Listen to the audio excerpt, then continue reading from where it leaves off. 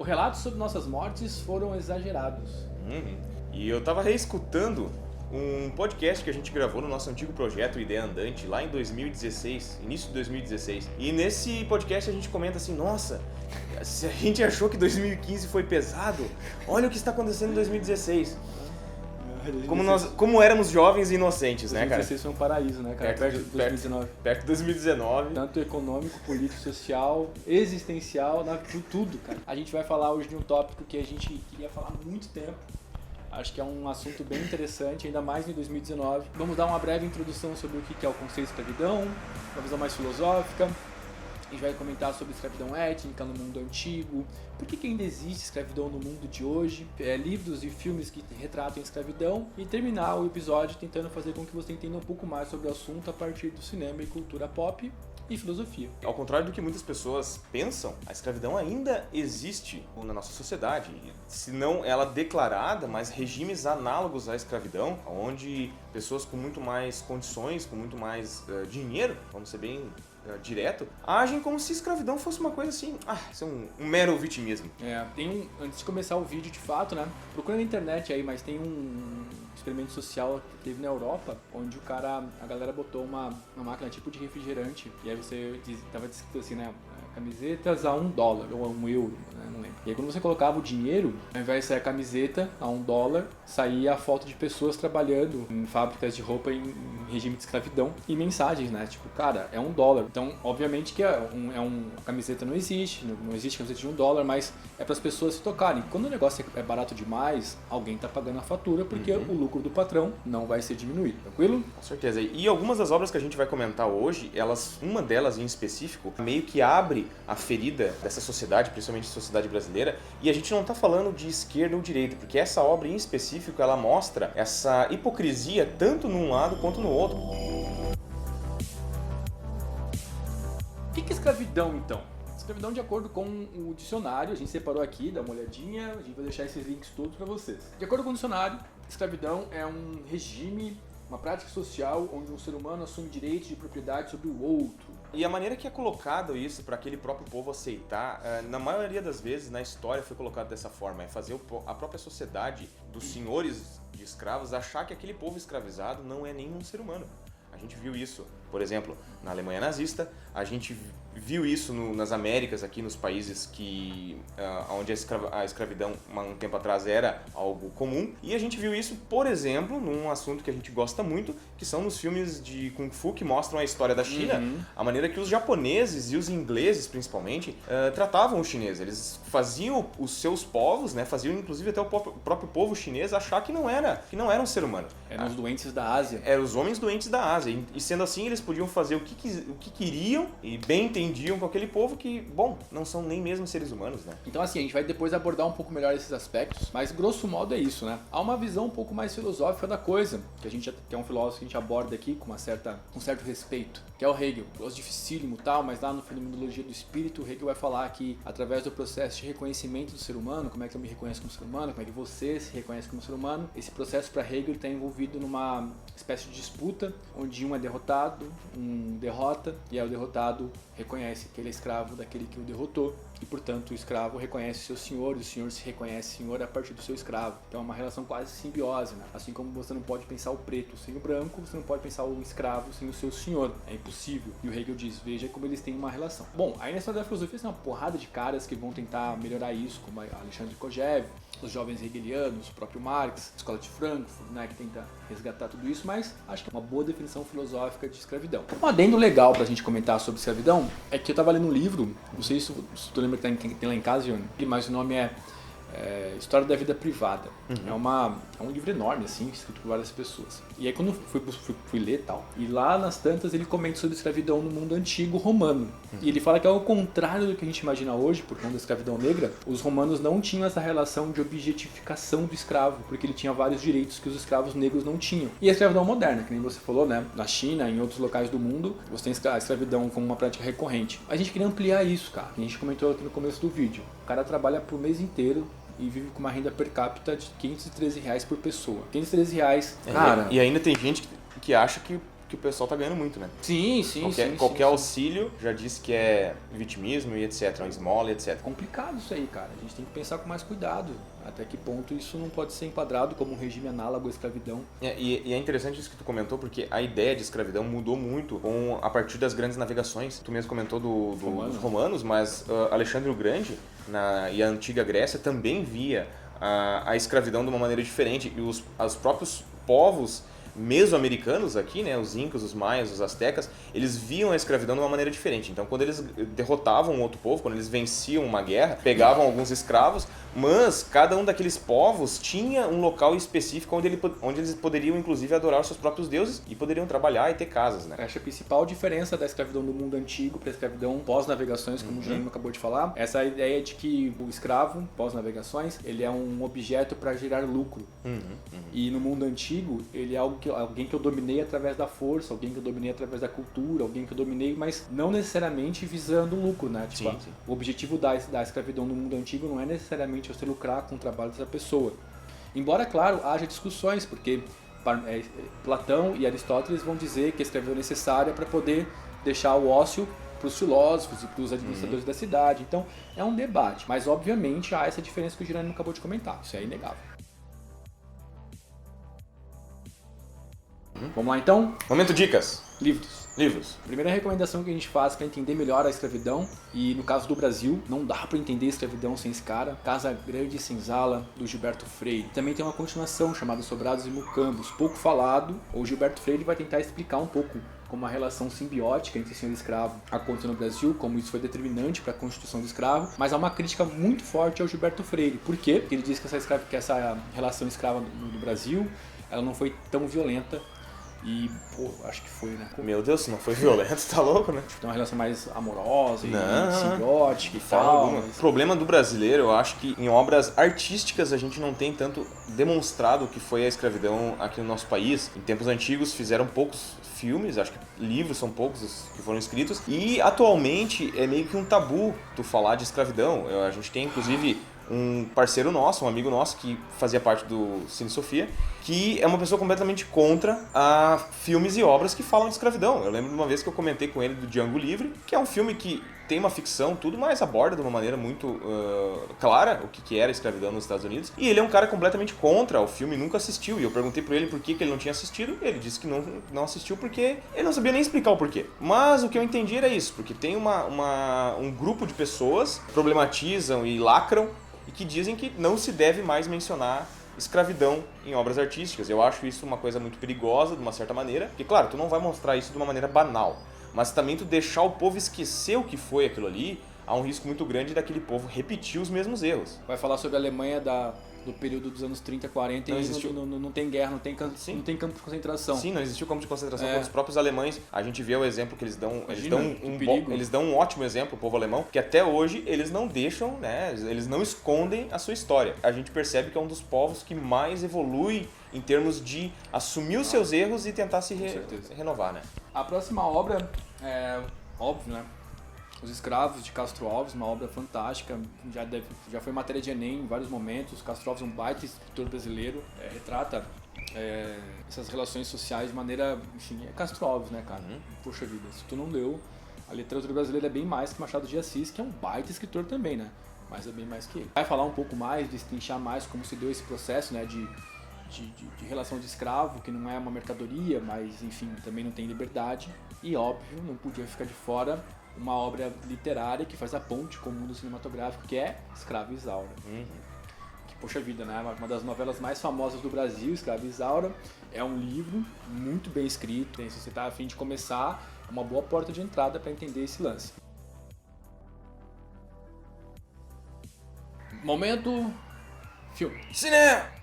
Um caso específico de escravo, que é o Esparta, que chacoalhou todo mundo antigo. Ele foi um guerreiro, um gladiador, que conseguiu, através de uma organização de revolta, se livrar. Deu um baita trabalho para o mundo antigo. Os romanos tiveram um pipinaço nas mãos, até que ele foi derrotado em uma batalha onde ele cometeu alguns erros estratégicos, foi dominado, mas ele Olha, ele fez um rebuliço, conseguiu fazer com que o mundo antigo repensasse esse lance da escravidão. Óbvio que a curto prazo não deu muito, sabe, não deu muitas consequências, mas jogou a semente para se pensar a questão da liberdade, que hoje em dia é tão importante. Foi adaptado recentemente numa série, mas a obra clássica, Spartacus, do Stanley Kubrick, conta com o Kirk Douglas, mas uma história muito parecida com Spartacus e que teve um acesso bem maior ao grande público recente, além da própria série Spartacus, foi o filme Gladiador com Russell Crowe, aí no início dos anos 2000, que conta uma história mais ou menos parecida. Claro que a história do gladiador, do Maximus, ela vai até o ponto de ser um gladiador e se tornar um herói, né? O Spartacus obviamente vai muito além disso, ele é um gladiador, se torna um herói, se torna um líder e promove uma revolução. O Maximus não conseguiu cumprir tudo isso, mas é uma história que trabalha um pouquinho no mesmo assunto, né? Tem bastante. Acho que o filme de escravidão mais emblemático dos últimos anos, que é uma história real, 12 anos de escravidão. Ele foi lançado numa época ali, há uns 5 anos atrás, houveram grandes produções norte-americanas tratando do tema. A gente teve aí o já citado Django Livre e o próprio Lincoln, né, que mostra como foi o final da escravidão nos Estados Unidos. Mas 12 anos de escravidão, ele mostra a saga de um homem, tem a sua liberdade, ele ganha a liberdade, mas é pego de gaiato numa outra situação. Ele acaba sendo pego novamente como escravo, né, e tem que viver mais 12 anos dentro desse sofrimento, né? Então, foi um filme... É um filme bastante chocante, bastante forte, mas ele mostra muito bem isso, essa relação onde o escravo não tinha voz, o escravo não tinha como se expressar, não tinha como fugir daquilo ali, né? Ele acabou conseguindo a liberdade, mas logo em seguida acabou caindo de novo na mesma armadilha, né? Ele dá um panorama muito bom do que era a sociedade americana durante o período da guerra, o anteguerra civil, Estados do Norte, do Sul. E o negro ele entra no debate dessa sociedade apenas no seguinte sentido: qual modelo social gera mais lucro? Um econômico industrializado como o Norte ou um agrário rural como o Sul? O negro ele aparece no debate e em muitos momentos o debate ele não é humano, sabe? A gente consegue ter um raio-x muito interessante dessa história, tipo, não é um debate humanizado, sabe? Se o negro merece a liberdade porque ele é um ser humano. E é muito louco isso, cara, você olhar pro passado e perceber que as pessoas libertaram os escravos não porque era apenas a questão humanitária, mas também econômica, comercial. Pô, e o aprimoramento moral, saca? Pô, sei lá, isso é perigoso também. Tem outras obras que me vêm à mente agora, que a gente não colocou exatamente como um tópico, mas que falam muito bem sobre a escravidão norte-americana, além do que eu já citei.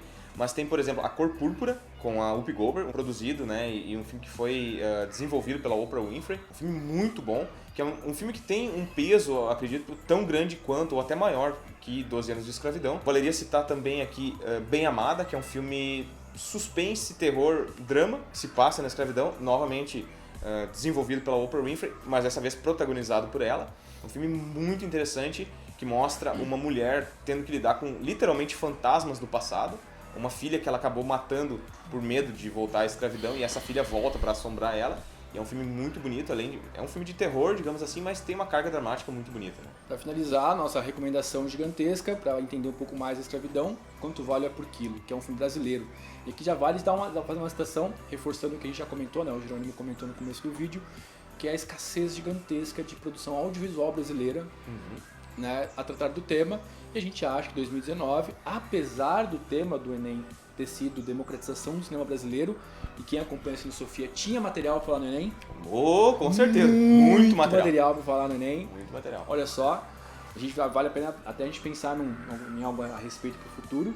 Olha só, veja bem, a gente acha muito difícil que nos próximos anos saia materiais cinematográficos dentro do audiovisual que trate temas polêmicos por conta de todo o problema da Ancine. A Ancine já boicotou, né, temática LGBT, com conotação sexual, então a gente acha que nos próximos anos a escassez tende a continuar. E na minha opinião não é só isso, né? Na minha opinião, eu acho muito difícil ter novas produções que falam claramente e abertamente sobre o tema escravidão, por conta que as duas pontas da polarização não querem tratar sobre o assunto. Veja o Quanto Vale por Quilo. Exatamente, porque Quanto Vale por Quilo, daria pra gente fazer uma temporada do ano todo falando só sobre esse filme, porque assim, ele escancara a cara deformada da sociedade brasileira. Todos os pontos ali, a sociedade desde do pessoal mais progressista de esquerda, quanto o pessoal mais de direita, quanto os empresários, o pessoal das ONGs, o cidadão comum, ele mostra como o preconceito e o racismo e a escravidão ainda está institucionalizado no Brasil.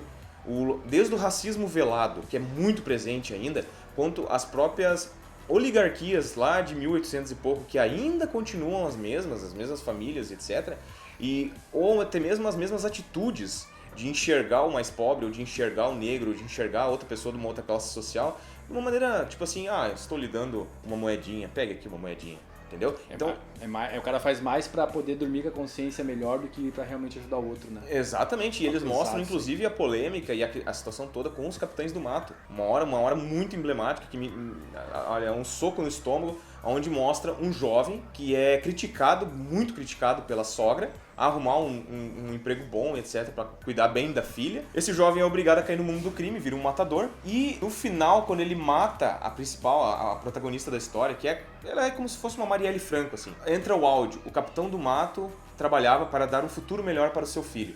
E uma cena anterior, onde mostra o Brasil ainda, Brasil colônia, mostra a mesma situação, com a mesma atriz sendo morta, sendo capturada, né? E com a mesma frase: o Capitão do Mato trabalhava para dar um futuro melhor para seu filho. É um filme muito bom, um filme muito pesado, mas vale a pena ser visto. Você queria spoiler? Não interessa.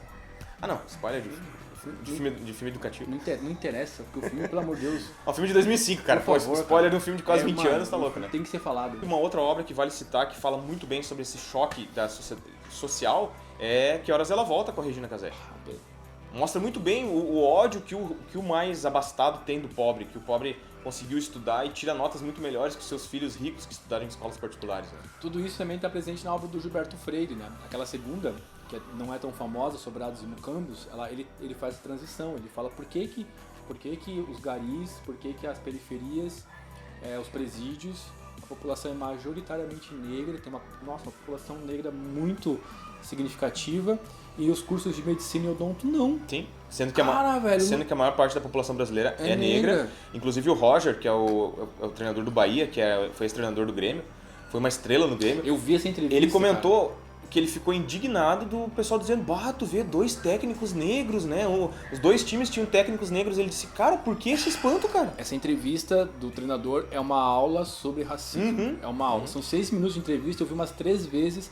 Eu até usei alguns elementos para poder trabalhar esse assunto em sala de aula, cara. Vale muito a pena você dar uma olhada. Acho que resta a gente falar sobre por que ainda há escravidão, né? No nosso país. A gente vai separar também um artigo para deixar na descrição do vídeo da Repórter Brasil, que é uma ONG muito boa que trabalha o tema. Mas assim, a gente pesquisou bastante a respeito do assunto, inclusive um amigo nosso, Gabriel, ele fez um levantamento, ele deixou uns 5, 6 links falando sobre legislação brasileira a respeito do assunto. Cara, é uma cacofonia você entender aquilo, é muito difícil, há várias brechas que autorizam, desautorizam. Aí depende do juiz que recebe o caso, tem uma interpretação, tem outra. Então assim, a gente elencou 3 itens do porquê que a escravidão ainda existe. O primeiro, legislação.